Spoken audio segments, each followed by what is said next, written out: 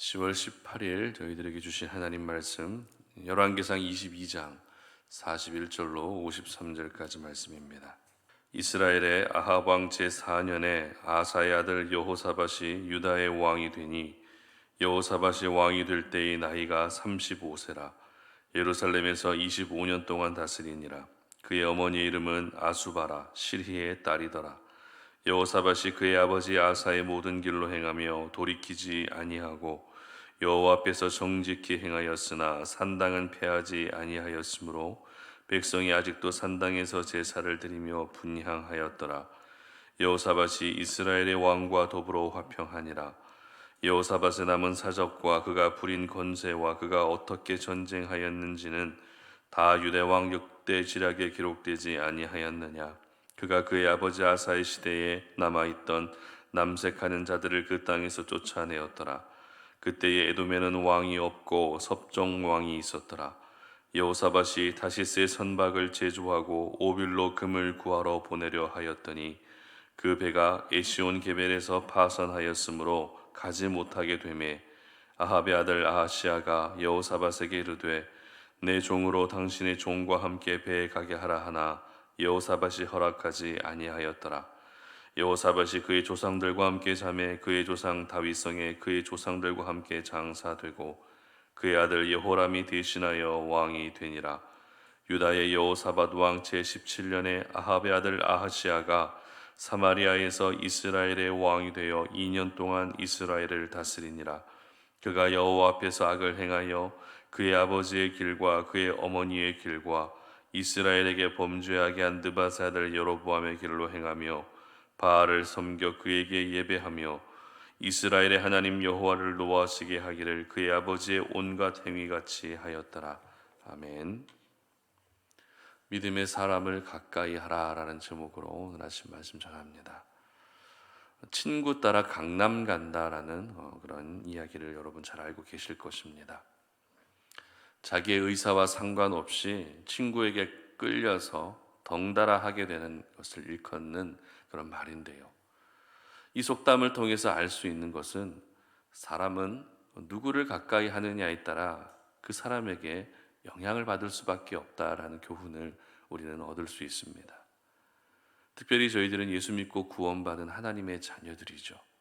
하나님의 자녀들은 무엇보다 믿음의 사람들을 가까이 하며 살아야 합니다. 그러나 저희들이 살아가고 있는 이 세상이 아직 공중권세 잡은 자가 역사하는 세상이고 믿는 자보다 믿지 않는 사람이 더 많기 때문에 믿음이 없는 사람들과도 함께 지내야 하는 상황들이 참 많이 펼쳐집니다. 그렇다고 해서 믿음의 사람이 아니면 무조건 그 모든 관계를 단절해야 된다라는 것은 절대 아닙니다. 믿음이 없는 사람이라도 그들에게서도 분명히 배울 부분이 있기 때문입니다. 하지만 내 주변에 믿음의 사람들을 많이 둬야 한다는 것은 우리가 부인할 수 없는 사실이라는 것입니다. 왜냐하면 믿음의 사람들을 많이 두고 또 믿음의 사람들을 가까이 할 때 나도 역시 믿음의 선한 영향을 받을 수 있기 때문입니다. 오늘 본문은 열왕기상의 마지막 부분에 해당되는 말씀이죠. 두 사람이 오늘 본문에 등장하고 있습니다. 한 사람은 남유다의 여호사밧이고 또 한 사람은 북이스라엘의 아합의 아들 아하시아입니다. 일단 이 두 사람의 성경의 평가를 먼저 살펴보도록 하겠습니다. 먼저 여호사밧에 대한 평가입니다. 43절 보시기 바랍니다. 여호사밧이 그의 아버지 아사의 모든 길로 행하며 돌이키지 아니하고 여호와 앞에서 정직히 행하였으나 산당은 패하지 아니하였으므로 백성이 아직도 산당에서 제사를 드리며 분향하였더라. 아멘. 어떤 평가입니까? 비록 산당은 패하지 않았어도 하나님 앞에서 정직하게 살았던 사람이 여호사밧이었습니다. 그러면 아합의 아들 아하시아에 대한 성경의 평가는 어땠는지 한번 보도록 합니다. 52절입니다. 그가 여호와 앞에서 악을 행하여 그의 아버지의 길과 그의 어머니의 길과 이스라엘에게 범죄하게 한 느바세 아들 여로보암의 길로 행하며, 자, 하나님 앞에서 한마디로 악을 행하는 우상 숭배의 인생을 살았다라는 것을 볼 수 있습니다. 이렇게 여호사밧과 아하시아가 살았던 인생은 전혀 성질이 다른 인생이었던 것입니다. 여호사밧은 의인의 인생을 살았지만 아하시아는 악인의 인생을 살았다는 것이 성경의 평가입니다. 그런데 오늘 저희들은 이 여호사밧과 아하시아에 관한 말씀을 묵상하면서 이 두 사람 간에 연결고리가 한 가지 있다라는 것을 발견할 수 있는데요. 그 연결고리가 어떤 고리인가 하면 이 두 사람 사이에는 이 친분이라고 하는 연결고리가 만들어져 있었다는 것입니다. 분명 이스라엘이 분열되고 나서 남유다와 북이스라엘 간에는 끊임없이 전쟁이 있었습니다. 하지만 여호사밧이 남유다를 다스리던 때만큼은 서로 간에 전쟁이 중단되어 있었다는 것입니다. 그런데 우리가 이 전쟁이 없었다라고 하는 이 부분만을 보면서 그래도 여호사밧이 올바른 정치를 했구나, 그래서 북이스라엘과 화평의 관계를 유지할 수 있었구나라고 생각할 수 있습니다. 그러면 정말 여호사밧의 정치가 하나님이 기뻐하시는 정치였던 것일까요? 백성들을 사지로 내몰지 않고 북이스라엘과 우호 관계를 맺었다는 것이 하나님 보시기에 올바른 정치였을까요? 안타깝게도 그렇지 않다라는 것입니다. 사실 북이스라엘과의 이 우호 정치는 아합 때부터 시작됐습니다. 그리고 아합의 아들 아하시아 때에도 이 우호적인 관계가 계속 이어지고 있었습니다.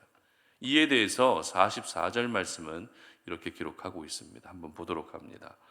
여호사밧이 이스라엘의 왕과 더불어 화평하니라. 이처럼 여호사밧은 북이스라엘의 아합과 아하시아와 계속해서 좋은 관계를 맺고 있었던 것입니다. 그러나 여러분, 아합과 아하시아가 어떤 사람들입니까? 북이스라엘 역사상 가장 악한 왕, 가장 우상 숭배를 심하게 했던 사람들입니다. 따라서 정치적으로만 보게 되면 북이스라엘과의 화평의 관계를 통해서 전쟁이 사라지게 한 것은 좋은 평가를 받을 수 있습니다. 그러나 우리는 결코 정치적으로만 해석할 수 없다는 것입니다. 무슨 말입니까? 신앙적인 관점으로 오늘 본문을 볼 수 있어야 한다는 것입니다. 그렇기 때문에 여호사밧의 북이스라엘과의 우호적인 정치는 오히려 남유다 땅 가운데 우상 숭배의 발판을 마련하게 되는 그런 계기가 되고 말았던 것입니다. 뿐만 아닙니다. 여호사밧은 자신이 왕으로 다스리던 때에 무역 사업을 추진하고자 하는 그런 마음들을 가지고 있었는데요. 48절 말씀을 한번 보도록 하겠습니다. 여호사밧이 다시스의 선박을 제조하고 오빌로 금을 구하러 보내려 하였더니 그 배가 에시온 게벨에서 파손하였으므로 가지 못하게 되매. 아멘. 자, 이 말씀이 바로 여호사밧이 무역 사업을 했다라는 것을 보여주고 있는 말씀이죠. 그런데 무역 사업을 위해서 반드시 필요했던 배가 아무 이유 없이 파손하는 바람에 이 무역 사업이 중단됐다는 것입니다. 무역 사업은 분명 남유다 땅을 더욱더 풍요롭게 만들 수 있는 그런 중요한 사업입니다. 그런데 그 사업이 배가 부서지는 바람에 할 수 없게 됐다는 것입니다. 그 이유에 대해서 오늘 본문에는 기록이 되어 있지 않지만 역대하 말씀을 보게 되면 정확하게 그 이유가 기록되어 있습니다. 제가 역대하 20장 37절을 읽어드립니다. 마레사 사람 도다와후의 아들 엘리에셀이 여호사밧을 향하여 예언하여 이르되 왕이 아하시아와 교제함으로 여호와께서 왕이 지은 것들을 파하시리라 하더니 이에 그 배들이 부서져서 다시스로 가지 못하였더라. 아멘. 어떤 이유라고 기록하고 있습니까? 바로 여호사밧이 아하시아와 교제했다는 것이 그 이유였습니다. 비바람이 몰아쳐서 배가 부서진 것이 아니라 여호사밧이 악한 왕 아하시아를 가까이 했기 때문에 하나님이 배를 부수셨고 무역 사업을 막으셨던 것입니다. 이것을 통해서 우리는 중요한 영적 교훈을 한 가지 발견하게 됩니다. 하나님은 어떤 멋진 일을 통해서 나라를 풍요롭게 만드는 것보다 악인을 가까이 하지 않는 것을 더 원하신다는 것입니다. 하나님은 전쟁이 사라지게 해서 백성들이 편안하게 살아가게 하는 것보다 먼저 악인을 가까이 하지 않는 것을 더 기뻐하시는 것입니다. 여러분, 무역 사업을 통해서 나라를 풍요롭게 만들고 우호 정치를 통해서 전쟁이 사라지게 만드는 것은 전부 다 여호사밧 스스로의 생각과 계획 속에서 나온 일들입니다. 즉, 내 힘으로 나라를 풍요롭게 만들고 내 힘으로 평화를 만들어 가겠다는 것이었습니다. 그러나 저희들은 모든 풍요와 평화는 내 노력과 내 힘으로 만들어지는 것이 아니라 하나님에게서 모든 풍요가 나오고 하나님에게서 모든 평화가 나온다는 것을 잊으면 안 되는 것이죠. 내 힘으로 풍요를 이루고 내 힘으로 평화를 이루려고 하면 방법적인 부분에서부터 문제가 생길 가능성이 굉장히 높아집니다. 어떻게 그렇게 됩니까? 바로 악인을 가까이 하고 악인과 타협해서라도 내가 원하는 풍요와 행복을 만들어 가려고 한다는 것입니다. 그런 점에서 여호사밧은 분명 하나님 앞에서 정직하게 행한 왕은 맞지만 그의 인생에서 치명적인 실수는 산당을 제거하지 않은 것이 아닙니다. 바로 악인을 가까이 한 것이 치명적인 실수였던 것입니다. 그렇습니다. 하나님의 사람은 악인을 가까이 하기보다 의인을 더 가까이 할 수 있어야 됩니다. 믿음의 사람을 더 가까이 하고 내 주변에 믿음의 사람들을 더 많이 두며 살아가야 하는 것입니다. 우리는 시편 1편 1절 말씀을 잘 알고 있습니다. 어떻게 기록이 되어 있습니까? 복 있는 사람은 악인의 꾀를 따르지 아니하고 죄인들의 길에 서지 아니하고 오만한 자들의 자리에 앉지 아니한다라고 말씀을 기록합니다.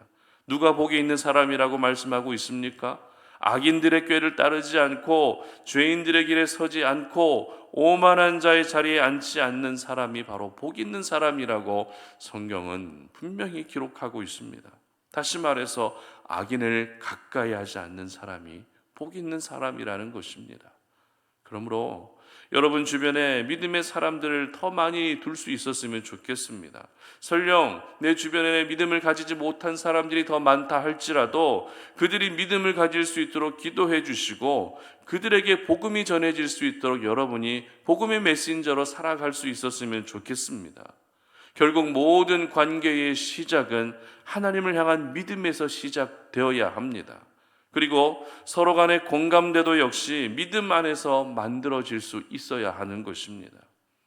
우리는 어떤 사람들과 모임을 하느냐에 따라서 대화 주제가 전혀 달라진다라는 것을 잘 알고 있습니다. 믿음의 사람들과 만남을 가지게 되면 그래도 믿음에 관한 이야기들을 더 많이 하게 됩니다. 믿음 안에서 서로 권면하고 믿음 안에서 위로하고 축복해 주게 되는 것입니다. 서두에서 친구 따라 강남 간다라는 그런 말씀을 드렸는데요. 이제는 친구 따라 천국 갈 수 있었으면 좋겠습니다. 친구 따라 교회에 가시고 친구 따라 믿음의 길을 갈 수 있었으면 좋겠습니다.